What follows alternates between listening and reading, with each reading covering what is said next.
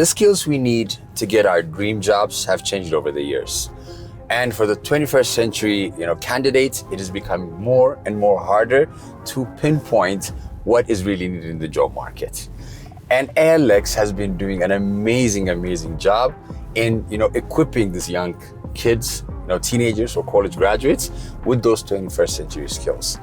And today on CEOs, I'm honored to have the man, the myth behind ALX ALU, Mr. Fred Swaniker himself. Sir, welcome first. Thank you. Thank Good to be you. here.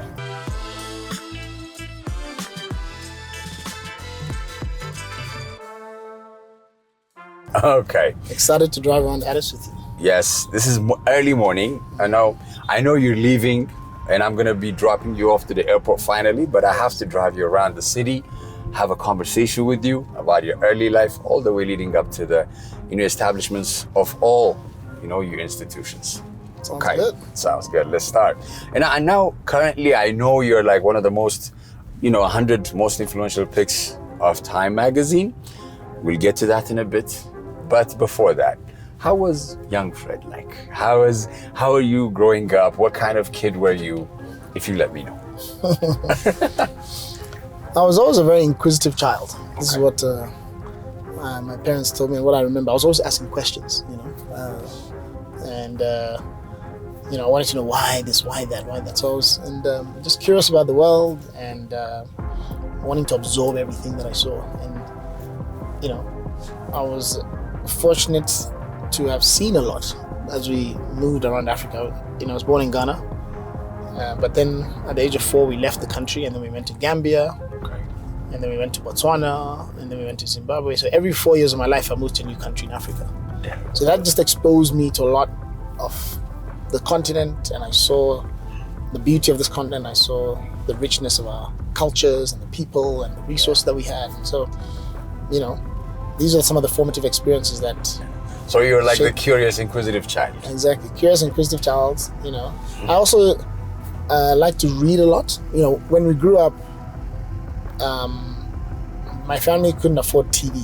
Oh wow! Okay. So we didn't, and also my parents were very big believers in education. So there was no TV until maybe I was about 14.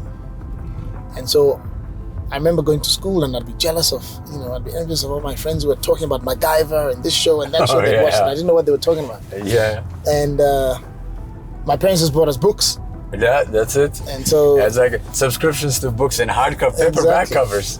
So that's what I would spend my time doing, just reading books and that's it. Yeah, and learning more about the world and imagining things. And the teenager, Fred. I read somewhere that you were a headmaster at a secondary school, like 17 or 18 years old, right? 18, yeah. 18. Yeah. So I will ask you about the inspiration behind ALX, but did that tell you were destined for greatness or to lead from that early point on? Did you have that understanding? So did you always knew that you were destined to lead or handle No, things? I never saw myself as a leader at all. I was quite shy. I didn't enjoy public speaking. I was not the kind that was, running for student government president and things like that. I wasn't, but my parents built a lot of confidence in me. I remember my dad, when I was about 12 years old, he said, "You're going to be a Rhodes Scholar one day." Nice. And I didn't know what a Rhodes Scholar was. I was like, so I went and understood more about it, and I realized it was this very prestigious scholarship. Yeah. That picked the best talent in the world, and they took them to Oxford University. Okay. And so I was like, wow, my dad thinks I can do great things like this. And my teachers also told me that they believed in me, And I remember one of my teachers, Mr. Chiwara, he called me and said, you're going to get the A in my class. And so because I had all these people believe in me, because, I believe one of the things I really believe is that young people rise to expectations. Definitely. So people around me, my parents, my teachers, they told me that they saw potential in me, right? So I wouldn't say greatness, but they saw potential in me, right? And so that's it. I didn't want to disappoint them, so I worked hard and I continued learning about the world and and growing that way. So And ultimately you became that. And then, well, it's, if you think about my journey today, Okay. I didn't start with big ambitions at all. A lot of people have these formative experiences that give them practice and confidence to do bigger and bigger things over time. So, if you think about Bill Gates, when he was a teenager, I think at 15 or 14, there was a computer in his high school, and he broke into the computer lab and started hacking it, and that's kind of how he learned coding. That's it. Yeah. And that later on gave him the practice, and when he saw that became the blueprint for whatever he did for the rest of his life. The founders of Google were doing things in their college. I get it. And so for me, just like Steve Jobs had an internship working at HP, and then at 21 he started Apple. Yes. My formative moment that I think really catalyzed what I've eventually gone to do was at the age of 18. Okay. When my father just passed away. Oh, okay. So we lived in Botswana at the time, and my mother was a teacher in the public school in the town. And the parents came to her and they said, "We want you to start a school for us because we've seen that your children do well in school." Oh, that's great. That's so great. You must have some special. The chemistry. Yeah. You know the formula. Because in Botswana they write this national exam called O Levels, Cambridge O Levels, at the end of high school, and I had topped the entire country in the high. I got the highest results in the history of Botswana when I did my O Levels at the time. Okay. People have since, done the same or better, but at the time, that was the highest in history. And then my sister, the year before, had also done very well. Okay. And they were like, "This woman, she's got the magic touch." So I said, "Can you start a school for us?" Okay. And she's like, "Well, I can't start a school. My husband has just passed away. I've got 4 children to look after. I've got to send them to university." But they kept insisting, and so eventually, she said, "Okay, she'll start a small study group." With 5 children, and my sister was a teacher there, and she ran the school, and then it grew to about 25 children. And by this time, I had finished my A levels, which is 2 more years after O levels, and I had a year to wait before I went to college. So she says, "Okay, Fred, you're going to be the headmaster of the school because I have to keep my job." So she made me run the school, and I managed the 25 children. I grew the enrollment to 50 students. Wow. I managed the other teachers, and I taught myself a few of the classes. And so that was the time when I realized that I could transform someone's life by giving them access to education, right? And I also saw, and I enjoyed that fulfillment that came from transforming young people's lives. Exactly. I mean, your college studies, even after that, first is like your bachelor's is McAllister in Minnesota. It's like another is like your grad studies is in Stanford. Those are not easy schools to get into. They're not. So how did you apply? How was that experience? How did you get admitted to those schools? Well, in those days, we didn't come from a wealthy family. So my parents said they were maybe, I'll say, middle class, right? Yeah. I had a meal, over 3 meals a day. I had a roof over my head, and I had education. My dad worked in the civil service as a magistrate. And so they said the maximum they could pay for me to go to university is $2,500 a year. Okay. And so I got this book called the College Handbook, which had 4,000 colleges in the US. I wanted to go to college in the US. Okay. And so I would apply. In those days, there was no internet, right? And so you had to write. So I wrote to 200 schools that were in that book. Yeah. That said their fees were $2,000 or less. Oh, wow. So and then I would send it in the mail. 6 weeks later, they would send a package. And 95% of them would come back and they say, "Oh, the $2,000 you saw in the book, that's for American students who live in the state." Okay, it's just tuition. It's just tuition. If you are a foreign student, it's $30,000 or $50,000. Wow. So It's boarding, you know, accommodation. Exactly. Oh my those God, things. that would become out of you. They just charge foreign students more, you know. And so, you know, left after. So I was like, I can't go to that school. Eventually, every now and then I would get one school that would say, yeah, we give scholarships to international students. And so through that process, I identified about 50 schools that gave scholarships to international students. And I applied to 6 of them. And I got admitted to 5. And the 3 that gave me full scholarship that met my need was Macalester College, University of Chicago, and Vassar College, all in the US. And my mother had actually had a chance to visit Minnesota. And she had gone to for a graduate exchange program there. And so, you know, she used to show me pictures of being in the snow in Minnesota and things like that. Yeah. You know, I decided to go. Macalester also reached out to me and they made me feel very welcome compared to the other schools. So I was like, you know, if I'm going to go to the US, might as well go there. Exactly. Let me go to a place where I feel welcome. And, I get it. Also, in 2004, you started African Leadership Academy. Yes. That's in Joburg. Yes. Right? Why South Africa, not any other African country? Because like you've gone around African countries very well, so why not any other country? Why South Africa? Well, you know, so I have this formative experience at 18 as a headmaster. Call that my Steve Jobs moment, right? Or where I get to build something at a young age, right? Yes. That then got me thinking about, you know, how do you develop Africa? How do you educate more people?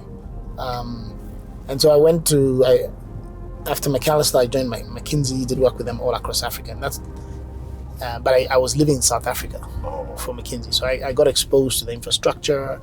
And, you know, South Africa is very developed at that time. Yeah. And from all African countries too. Yeah, it was the most developed country in Africa at the time. And so when I then went to Stanford to do my MBA, I had an experience during my summer holiday because the MBA is 2 years. And between the first and second year, most people go and do an internship. I had been sponsored by McKinsey to do my MBA. Wow. And the deal was I was supposed to go back and work for them after I finished. So I said, let me just do something fun. Let me go and so I decided to go to Nigeria. Okay. To work, to help build a microfinance institution. That was my summer internship. And while I was there, I met all these wealthy families, you know, lawyers, doctors, you know, bankers who I had to deal with because I was setting up this project. And after we discussed business, they would always talk about their children and how they were sacrificing $50,000 per child to send them to schools in the UK. Wow. So I was like, wow, why are Nigerian families making such big sacrifices to send their children outside of Africa? I understand, yeah. You know, why don't we have, it's a valid question. Yeah, why don't we have, you know, a school in Africa that is the same equivalent as the UK, and, you know, but that can keep our talent on the continent. And so I was like, well, I remember that experience I'd had at 18. Yeah. I said, well, hey, you know, I know how to start schools. Right? This is my bread and butter. This is my bread and butter. It's in my blood. Right? It's the family business. Because, by the way, my grandmother had also started school. Oh, man, that's it. So, yeah, I was like, well, okay, here's a business opportunity. Let me start a school. That can be an alternative. So as I started thinking about it, I was like, okay, what's the closest thing to the UK that exists in Africa? If these Nigerians like sending their kids to the UK, let's give them the UK in Africa. And so I thought Cape Town. Cape Town at the time is the closest thing to the UK. The UK, definitely. And so I was like, let me put the school there. Okay. But then, so the original plan for African Leadership Academy was to set it up in Cape Town. But then as you know, we began implementing the project, we found that even though Cape Town was the most idyllic place, it was beautiful and everything like that, Johannesburg was more practical because flight connections are better there, and, you know, the biggest corporations. It's just the hub of South Africa at the time rather than Cape Town. Exactly. The corporations, the investors, everything is... And it was like, you know, even from an economic hub perspective, Joburg is that. Exactly. I can understand. Exactly. What was the inspiration as, like, maybe you have been asked this question so many times, but what I wanted to ask in a very formulated manner is, like, did you identify the gaps in education systems or how curriculums were being modeled? Was that part of the inspiration you wanted to start an academy, Airlex, LU? Well, the inspiration for, initially it was just a business idea. I was like, hey, I get it. wealthy Nigerians need a school in Africa. Let me build a business, right? Yeah. But the more so I started writing the business plan for this in my second year of Stanford. But the more I thought about the idea, I was like, you know what? Starting any venture is hard, right? If you're going to do something hard, make it worth it. And do I really want to be known for just having created a school for rich Nigerian families? Or is there some bigger purpose that this school could fulfill? And so I'd been thinking about this issue of leadership in Africa. And, whether it was just Ghana or Gambia, I saw a lot of military coups that happened in those times. All across Africa, there was warfare at the time. I think 32 out of the 54 countries in Africa were in some form of conflict. My infrastructure wasn't good. There was a lot of corruption. So I was like, why is this continent not moving forward? Yeah. And then I lived in countries like Botswana, and at the time Zimbabwe, where everything was working. Yeah. Smooth. And I traced it to the leaders of that country. And then I saw Nelson Mandela and what he did to bring about change in South Africa. Just one person together with Desmond Tutu. So I was like, you know what? Africa needs better leaders. If we have better leaders, we can solve our problems. But then I thought, do we just hope that good leaders happen by accident?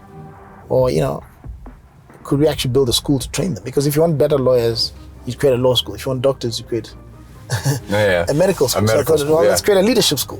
Right? I said, let's actually make that the purpose of this institution, to solve the problem of leadership. And therefore, all of the curriculum design came from that central problem. How do you design a curriculum that would develop leaders? So I thought, I reflected my own experience of at that age of leadership.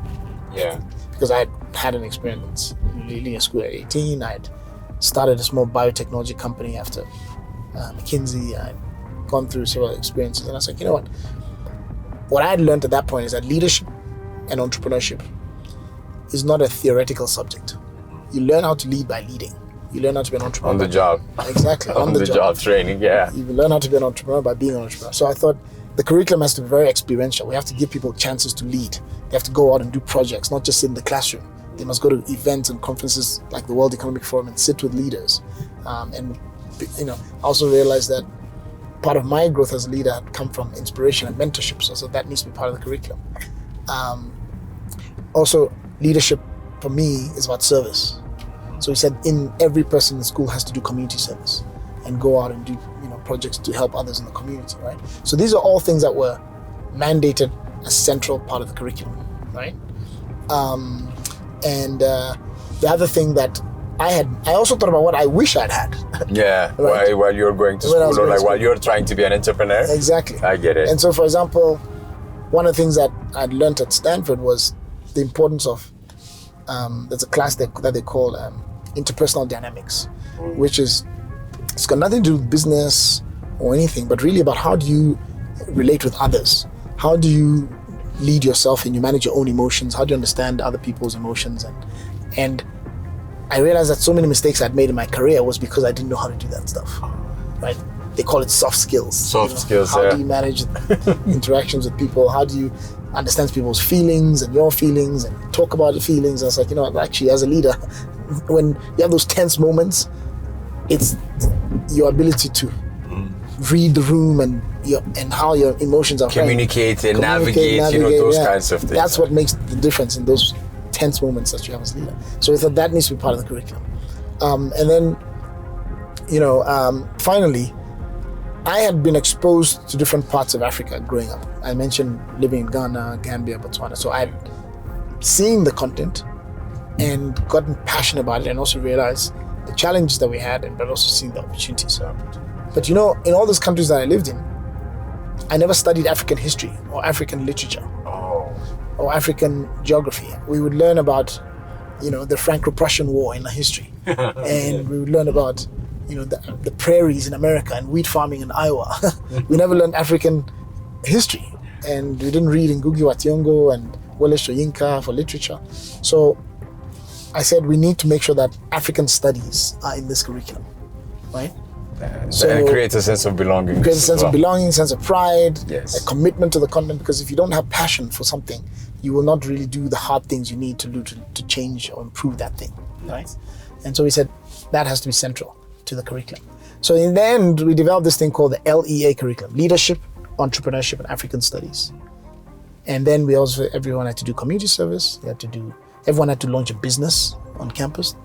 And, there would be roles that they would play. This one is a CEO, this one's a CFO. That we would invest in them, and they had to run their businesses as 17, 18-year-olds. Yes. We were trying to simulate and give them the practice that Mark Zuckerberg got at Harvard when he was building Facebook, right? Exactly. Or that I had gotten when I was 18. Yes. Starting the small school. So we said, let's actually not make it by accident. Let's make everyone have to go through that experience. Intentionally give them like a project, and then it's invested in. Exactly. Make them run it. Give them the practice to do something bigger later on in life, and then that will give them more practice to do even bigger later in life. So that was really the thing. But we said, if we go to parents and we say we're going to give you a school that's just going to do leadership, entrepreneurship, and African studies, nobody will ever believe you. Nobody will ever believe you. And that was one of my first lessons in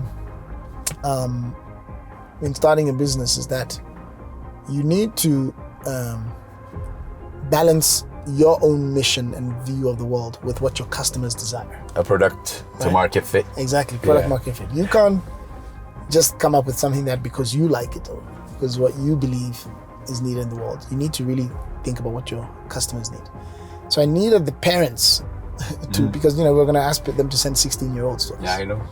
To send them to South Africa for 2 years in a boarding school.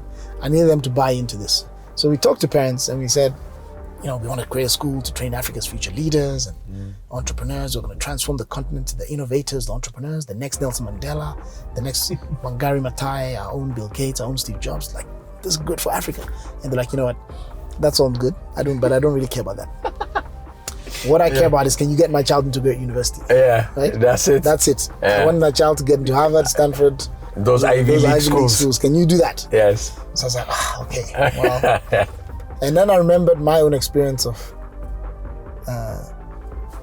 essentially navigating to my way to find college. Macalester College. There was no college counseling in the high school that I went to in Zimbabwe. There was no SAT prep, nothing. And I had been lucky enough to figure it out, and there were many others who were smarter than me. Actually, what I had vowed at that point that one day I'll create a school that will allow talented people to get into great universities. So I was okay, let's make sure that we embed university preparation as well into the school. So we then took the Cambridge A-level curriculum. So students would have to do 3 subjects and different mathematics, physics, chemistry, all the stuff that looks conventional. Conventional, yeah. And then so they would that have to you do can get like into universities. Exactly. And they have a certificate from the University of Cambridge. They would take the SAT, and then of course on top of that they did the leadership, entrepreneurship, and African studies. So that's how we shaped it. I mean, it started, and you have I can guarantee, I'm very, very positive that you have come across success stories of students and that marvel you. Yes. Is there one story that sticks out to you to say oh my God, I can't believe I was part of this? It could be a project startup, it could be, a pathway to college, whichever way it may be. Jeez, there's so many stories. There's so many stories. Yeah. I mean, I can't focus on just one, but we've had young people who came to the academy who today are, senators in countries in Africa. We've got 2 members of the cabinet of Liberia. We've got, great entrepreneurs who are doing things. We've got people who are, have become film stars. There's a young man called William Kamkwamba who wrote a book called The Boy Who Harnessed the Wind. There's a film about him on Netflix. We have had so many. It's hard to mention just one. Yeah, it's hard to mention just one. Okay, I can skip this side. Okay. There are 2,000 alumni of the school that have gone on to do great things. Right? So, without a doubt, when you meet a graduate from ALA, you just see that this person's special. And I've come across, and I've we have a few.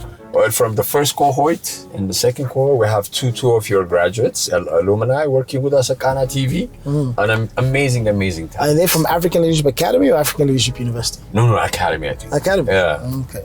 Amazing, though. Yeah. So, Challenges wise, like you're always asked, what are the challenges of starting a business? But I want, category wise, regulatory, financial, and then cultural. So, like, let's start with the cultural, because you have, like, this is a very diverse kind of work ethic, culture, even different kinds of upbringing. So that person is wired differently. So what were the challenges in establishing, those institutions and then finding the right talent in those aspects? The greatest challenge in all my entrepreneurial ventures, and I've launched 8 different ventures now, right? Yeah. The academy, the university, ALX. I started a biotechnology company as well before business school, Sand Technologies. Terra Education. And the single biggest challenge to all of these has been people and culture. Right? When things are going well, it's because you hire the right person. Yes. And you empower them and you built a great culture. When things are not going well, it's because you hired the wrong person. And you create the wrong culture, and so you have to. I spend 60% of my time, 50 to 60% of the time hiring people, right? And that's really what How do you find that? What do you focus on? Because finding talent, especially in trying to bring that person to be a leader, especially, you have to find something really, really different in that person. How do you look for that? Well, when I started, I used to make hiring mistakes about 50% of the time. Oh, okay. It was actually something that one of my professors, Irv Grosbeck from Stanford Business School, when I was leaving, went to me for advice. He used to teach entrepreneurship, and he himself had been a very successful entrepreneur. He was a billionaire. And so I went to him and said, hey, what advice do you have for me? And he said 2 things that I always remember. One is, he said, don't fixate on starting this academy on a certain date. Launch it when things are ready, right? And sure enough, I initially had a plan to launch it in 2005. It wasn't ready. I moved it eventually to 2008. Okay. And the second thing he said is that seasoned executives make hiring mistakes about 50% of the time. I think he said about 40% of the time. So expect that you'll make mistakes, right? Sure enough, exactly. Sure enough. I made lots of mistakes in those early years. But after we admitted the first class of the African Leadership Academy, I was happy with 99% of the talent that we had recruited. So I said, wait a minute. These are both talent recruitment processes. One is for students, and I also have a recruitment process for my staff. Yeah. Okay. So why didn't I take the lessons of our student selection process and apply it to the staff? Yeah. And one thing that was quite unique about selection process for ALA was that we didn't admit you based on your grades only. Okay. Or on your application. We would read applications and look at your academics and everything. But that would just be to shortlist the candidates. So let's say we got 4,000 applications. We would shortlist the top 400 on paper. Then we invited all of those to what we call a selection weekend. And during that weekend, we would gather the top in Ethiopia, the top in Nigeria, the top in Kenya, Morocco, Egypt, and we would go and meet these people. And we would simulate 3 days of at the academy. Okay. So they would sit in groups and have to solve problems. They would have to, engage in a case study and a class discussion. They would have to actually engage in problem-solving projects. We would simulate what it would be like to be in the school for 3 days. Okay. Right? They would have to give a speech. They would have to, do some group activities and engage in a class discussion and all that stuff. And we would watch them, and we would bring different people to observe them. And at the end of it, there was almost unanimous agreement about who are the 5 from Ethiopia who must go. Who are the 10 so from there's Nigeria. the assessment will be what, unanimous. Yeah, we found. So what I learned from that is, one, when you're hiring people, you need multiple points of view, not just yours. Yes. So the people who came and observed them would give us input, and you would start to see the alignment from everyone. Second thing I learned is that if you hire people just based on interviews, because the method I'd been using to hire before that point was interviews.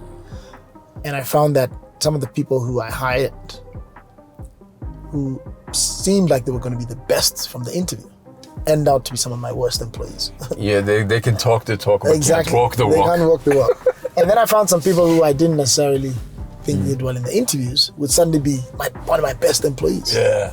So I was like, interviews are not giving me the right signal. It's not there. Right? It's giving me noise. Right? I get it. And so I read more about selection, and it turns out that interviews, the correlation between how someone does on an interview and how they do on a job is only about 15%. So, if you give someone a chance to do a work assignment, which is similar to what we had done with these students, where we gave them a work assignment of being in a 3-day simulation of the academy. I get it. Then your correlation goes up to as high as 60%. And so I started doing assignments for my staff. So if you want to join, if you want to be a marketing person, you have to put together a marketing pitch, and I want to see you pitch to your students. If you're going to do a finance job, I need to see you build a model. AI has been revolutionizing how we do things. And you are part of, through Sand Technologies and through your different endeavors, you've been part of it. What is your take on that? What do you think will happen within the next 5 years when it comes to AI? Well, I think AI has the potential to be one of the most transformative technologies of our time. And in particular for Africa, it can allow us to really leapfrog and rapidly develop at a cost that has never been imagined before. That has never been possible before. What I want you to imagine is every school in Africa, in every village, could have the best teacher in the world. And that teacher never goes on strike. They're always up to date. Yeah. And they only cost you $20 a year. Right? Yes. Every village could have the best doctor in the world. Yeah. Right? The doctor is always up to date with the latest technology, information about medicine, and they never go on strike. They work in 24/7, and then they only cost you $20 a year, right? And so we can transform how our cities function, how our water, functions, how our telecommunications function, all our infrastructures. Yes. We talk about physical AI. How do you run the physical world better with AI, right? Similarly, education, health, smart cities. There's so many things that artificial intelligence can allow us to do. Allow our governments to be more effective, more efficient. I get it. Right? So, when you think about development,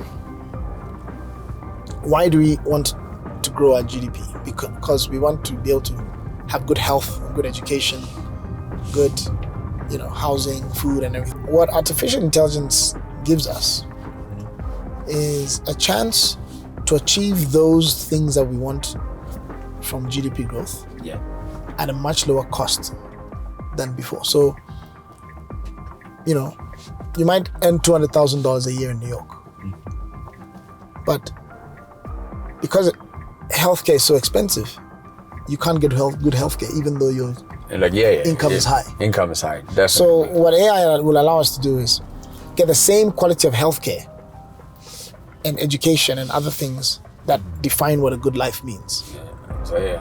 But we'll be able to do it without growing our GDP per capita.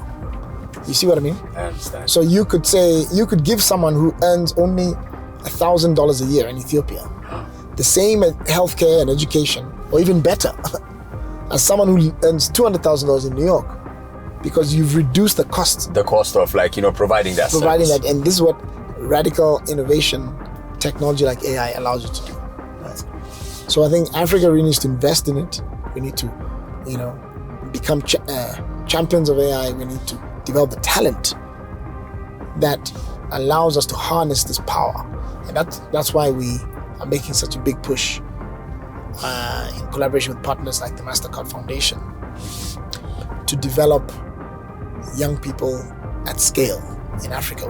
I believe that our greatest resources are people. It's our young people, and so let's develop them, but develop them to be AI first, right? And that way we can leapfrog and suddenly make Africa a pioneer in AI, right? And so what we're doing with Sand Technologies is we're embodying that ourselves. We are leveraging African talent to build very sophisticated artificial intelligence applications for the physical world, right? And so it will be taking over Like I heard like there was this one news station that like actually ran an entire news coverage without their anchor. So that's something to be afraid of. A lot of the conversation around AI is about replacing humans. Yeah. I don't really... You don't think that would happen? Well, it will happen in some roles, right? But there's many other roles that can be created where you can augment the human. So if I look at, the creative spaces, film, music, gaming, animation. Yeah. Africa has historically been shut out of that because it's very expensive to produce content. And to even like exhibit it too. Exactly. Now with AI, you can produce world-class movies at a fraction of the cost.